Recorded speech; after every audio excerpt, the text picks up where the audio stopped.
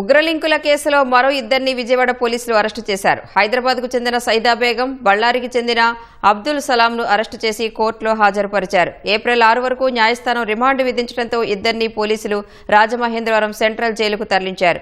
మహారాష్ట్రలోని షోలాపూర్కు చెందిన సయీదా బేగం చాలా ఏళ్లుగా హైదరాబాద్లో ఉంటోంది. గతంలో తెలంగాణ ఇంటెలిజెన్స్ అధికారులు ఆమెను ఉగ్రలింకులపై ఓసారి విచారించారు. అయినా తీరు మార్చుకోకుండా సోషల్ మీడియా ద్వారా యువకుల్ని టెర్రరిజం వైపు లాగుతున్నట్లు పోలీసులు గుర్తించారు. విజయవాడ వించిపేటలో 2 రోజుల క్రితం అరెస్టైన 3 యువకులకు ఉగ్రవాద భావజాలం నూరిపోయడంలో సయీదా కీలక పాత్ర పోషించినట్లు నిర్ధారణకు వచ్చారు. ఏడాదిగా వారితో ఆమె ఆన్లైన్లో కమ్యూనికేట్ అవుతున్నట్లు తేల్చారు. సయీదా బేగం వెనుక ఓ విదేశీ హ్యాండ్లర్ ఉన్నట్లు పోలీసు విచారణలో తేలింది. మొత్తం 12 మంది సభ్యుల గ్యాంగ్ ఆన్లైన్లో టచ్లో ఉన్నట్లు పోలీసులు అంచనాకు వచ్చారు.